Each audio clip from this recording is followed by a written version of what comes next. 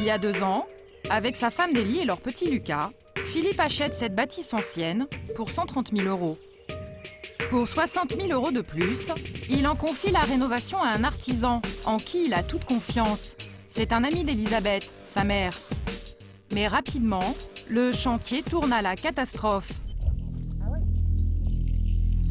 Alors le vieux toit était un petit peu comme tous les vieux toits, Ouais, mais là c'est pire là. La nouvelle charpente construite par l'artisan, l'ancien ami d'Elisabeth, est bourrée de malfaçons. Un chantier surréaliste, à l'image de ces ouvertures béantes qui livrent la maison aux 4 vents. Le toit ne repose pas vraiment sur les murs. La charpente ne tient que par ces étranges raccords métalliques et quelques morceaux de bois rafistolés. Personnellement, j'ai jamais vu du travail comme ça. Ce genre de travail-là, c'est lamentable. Voilà. Normalement, dans une charpente, on ne fait pas rajout de bois. C'est pas digne d'être professionnel. Dans chaque recoin, Elisabeth découvre stupéfaite le travail de l'artisan. Plus on regarde, plus on voit les petits bouts de bois qui ont été ajoutés ici, les petites cales ici. On se dit c'est pas vrai quoi, c'est un jeu de Mikado, c'est quoi? Ça a été fait par un enfant, c'est quoi? C'est hallucinant.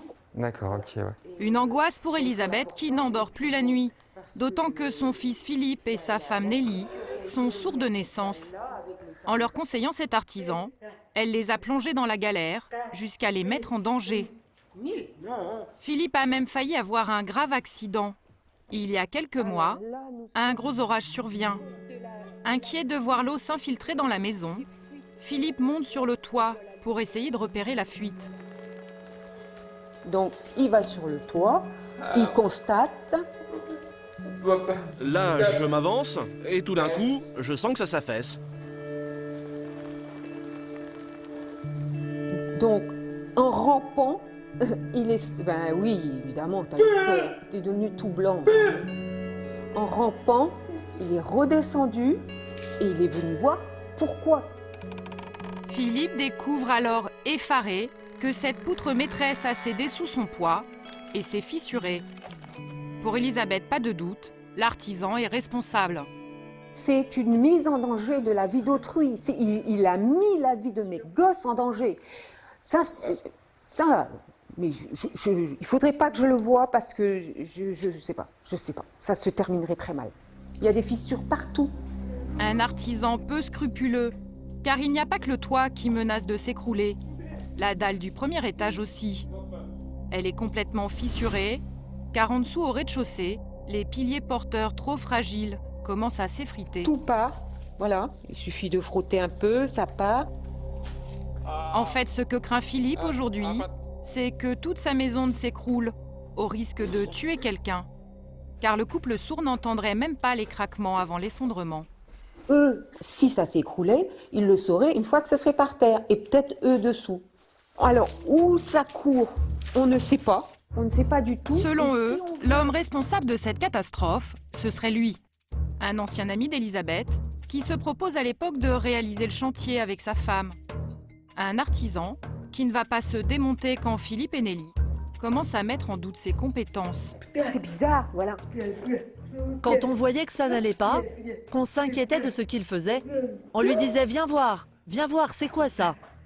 Alors il prenait des photos et il nous disait qu'il te les envoyait et que pour toi c'était ok. Pour nous rassurer, quoi. C'est après qu'on a découvert qu'en fait, ces photos, tu ne les avais jamais reçues. Sous le ciment. Son grand mot, c'était toujours « après ». On verra après. Là, on peut dire après, oui. Un chantier calamiteux qui depuis a bouleversé leur vie. Avec les travaux à l'arrêt, Philippe et Nelly ont dû emménager en catastrophe dans cette petite maison mitoyenne qu'ils avaient achetée avec la bâtisse, une masure vieillotte et sans chauffage. 2 semaines après sa visite, le charpentier a rendu son rapport. Nous retrouvons le couple et les nouvelles sont dramatiques. Le rapport dit qu'il va falloir tout démonter. Il y en a pour 155 000 €. Mais moi, je pense qu'il y en aura pour beaucoup plus cher. 155 000 € pour retirer la charpente, la dalle et le reste, puis tout reconstruire. Mais où trouver cet argent? Philippe ne travaille plus à cause d'un problème au poumon. Nelly donne des cours de langue des signes. À eux deux, ils gagnent 2 500 € par mois, mais ils ont déjà 2 crédits sur le dos, un pour l'achat de la bâtisse et l'autre pour la rénovation. Pour Nelly, tous les espoirs s'écroulent. Allez, sois forte ma chérie. Il faut qu'on réussisse.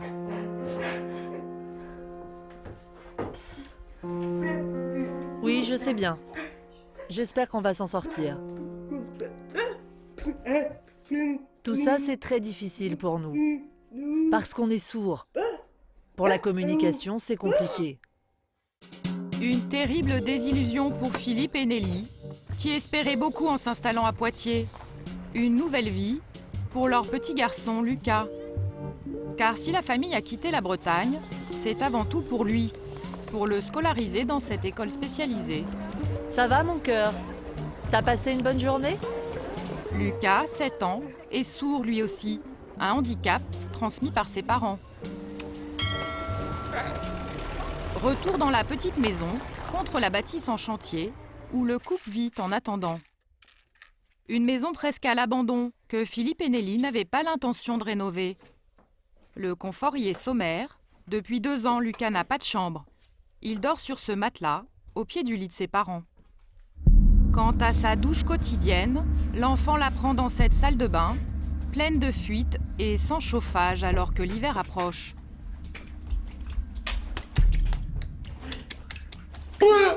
Là, on est obligé d'installer un chauffage au fioul. Car dans la salle de bain, c'est dangereux de mettre de l'électricité. Tous les soirs, c'est le même rituel laborieux pour Philippe.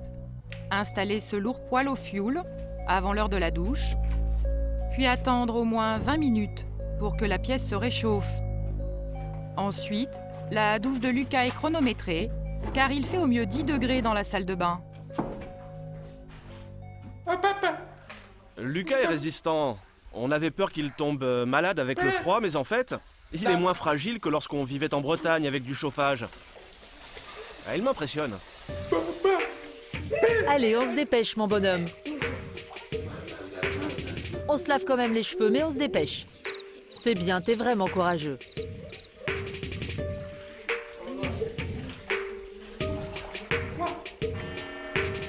Lucas, tu trouves que c'est pénible d'avoir froid? Oui. La maison est trop moche, c'est vraiment triste. Philippe et Nelly attendent beaucoup de la justice pour se sortir de cette mauvaise passe. C'est Philippe qui tourne ces images. L'hiver glacial est arrivé, il fait moins 10 degrés. Dans la bâtisse où le couple sourd-muet voulait emménager, tout reste à faire après l'intervention calamiteuse de l'artisan. La petite famille s'entasse toujours dans les 2 seules pièces habitables de la remise mitoyenne.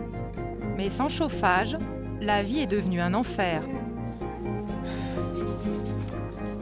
Ici, c'est ma cuisine. Et regardez la température. C'est difficile à croire, mais il fait 0. Du coup, toutes les canalisations ont gelé. Il n'y a plus d'eau dans la maison. Regardez, le ballon d'eau chaude ne marche plus. Ça a complètement gelé. Ça, c'est la coupelle qu'on mettait pour purger le ballon. Et regardez le résultat. Et voilà. À 500 km de là, en Bretagne, la mère de Philippe, Elisabeth, et son mari Paul-Marc n'ont pas pu rester à leur côté. Ils découvrent ces images que la petite famille vient de leur envoyer par Internet. À l'intérieur de la cuisine, 0 degré. C'est horrible. Elisabeth, qui leur avait conseillé l'artisan à l'origine de tout leur malheur, s'en veut terriblement. Alors là, c'est la salle de bain. Regardez là, c'est tout gelé. On ne peut plus utiliser le lavabo. Et là, c'est les toilettes. Impossible de s'en servir. La chasse d'eau est remplie de glaçons. J'ai l'impression de les abandonner à un sort qui est invivable, quoi, personne ne peut vivre comme ça. Un couple en colère contre l'artisan qu'il juge responsable de cette catastrophe. Il faut savoir que M. D, au même moment, fait installer une cheminée belle cheminée, neuve voilà, dans sa maison. pour avoir bien chaud. Un artisan qui vit à moins de 50 mètres d'Elisabeth et Paul Marc. Dans cette maison, les deux couples sont voisins. Ils étaient même amis autrefois. Pendant des années, ils dînent régulièrement les uns chez les autres, comme en attestent ces photos.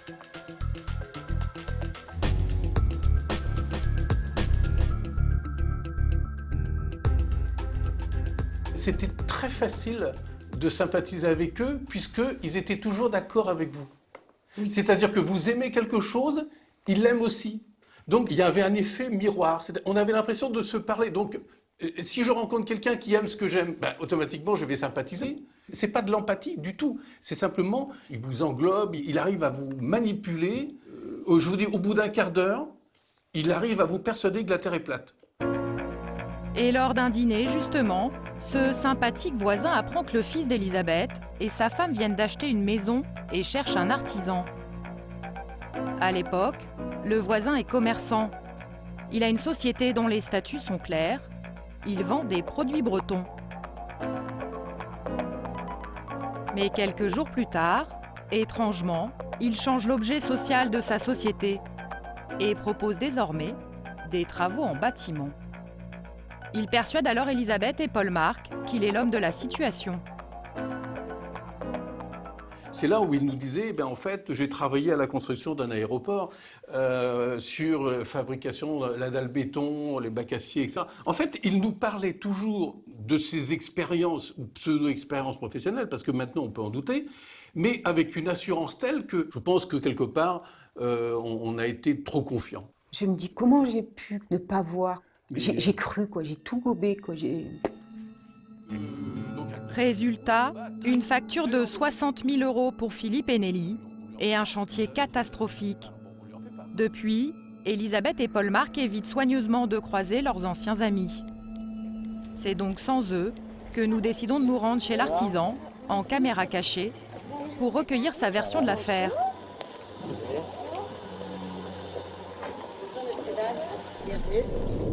Nous découvrons un couple de cinquantenaires paisibles qui nous invite poliment à entrer.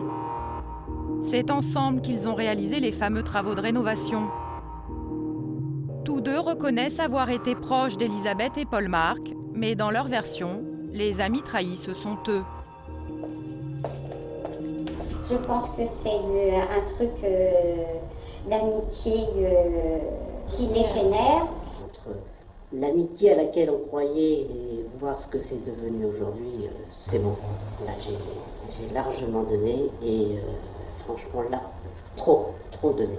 Et concernant Philippe et Nelly, le couple sourd-muet, les artisans nient avoir profité de la situation. Il y a un truc aussi qui m'exaspère un peu, c'est qu'on joue sur la corde sensible, l'air de dire que s'ils n'avaient pas été handicapés, on aurait travaillé mieux que ça. Il ne faut pas exagérer. Mais que dire de leur travail, justement ? Le rapport d'expertise est accablant.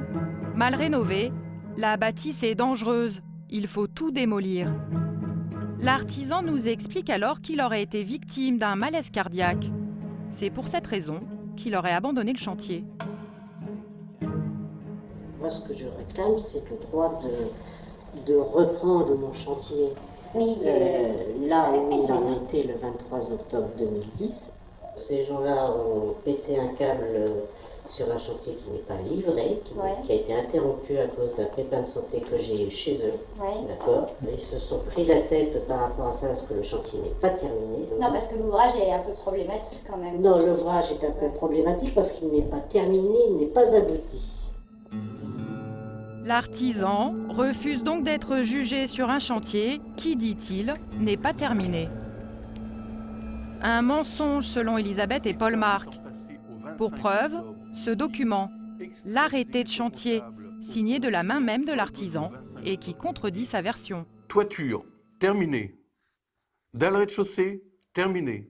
Plancher, terminé. Électricité, en cours. Ouverture rez-de-chaussée, terminée. Un document ahurissant au regard du rapport de l'expert. Car dans la bâtisse, La toiture menace de s'effondrer, il faut tout refaire. Le montant des travaux de rénovation est astronomique, 155 000 €. Voilà pourquoi, il y a un an, au nom de leurs enfants, Elisabeth et Paul Marc ont saisi la justice, prêts à aller jusqu'au bout pour faire condamner le couple d'artisans. Ensuite, alors non, ça je leur pardonnerai jamais. Jamais. Je ne les lâcherai jamais. Il faut bien qu'ils se disent une chose. Jusqu'à leur mort, ils paieront. Mais jamais je ne les lâcherai. Une plainte a été déposée pour escroquerie, abus de confiance et défaut d'assurance. Le lendemain matin, Elisabeth et Paul Marc ont rendez-vous chez leur avocat à Quimper pour faire le point sur leurs chances de gagner. Bonjour monsieur. Mais les choses s'annoncent mal, car l'avocat a eu des informations par son confrère, le défenseur du couple d'artisans. La procédure contre la société de leurs voisins risque d'échouer, car ce dernier s'apprêterait à déposer le bilan. Alors, le risque essentiel, si vous voulez, c'est qu'on ait d'ici peu de temps un dépôt de bilan de la société. Si vous avez une société qui dépose son bilan, le tribunal de grande instance ne peut pas condamner la société. La loi ne lui permet pas de la condamner. C'est le coup classique. S'il dépose le bilan, l'artisan s'exonère de toute responsabilité. La justice ne pourra plus obliger sa société à indemniser ses victimes. Mais qu'est-ce qui va se passer? La seule solution que leur propose l'avocat, c'est d'attaquer l'artisan lui-même et non plus sa société. Mais la procédure est beaucoup plus longue et hasardeuse. L'espoir de sortir rapidement leurs enfants de la galère s'éloigne. Il faut être philosophe quand on s'adresse à la justice. Eh ben j'en ai marre. Voilà. J'ai plus de souffle, j'ai plus de voix, j'ai plus rien. Je suis, voilà, crevée. Une catastrophe, alors que Philippe et Nelly, à l'autre bout de la France, sont loin de se douter que les choses tournent mal. Une semaine plus tard, dans le Poitou, nous retrouvons Nelly, qui fête ses 40 ans. Pour l'occasion, le couple a réuni des amis, sourds-muets comme eux. Pour ne pas gâcher la fête, les parents de Philippe n'ont pas eu le cœur de les informer. Il faudra peut-être des années avant de reprendre les travaux. C'est dans la maison sans chauffage que la petite fête a lieu. Quelques heures pour oublier les soucis, entourés de tous leurs amis.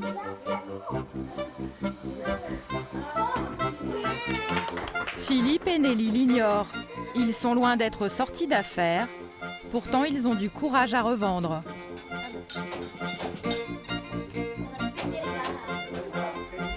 Bon anniversaire! Joyeux 40 ans, ma chérie! Et on va se battre jusqu'au bout.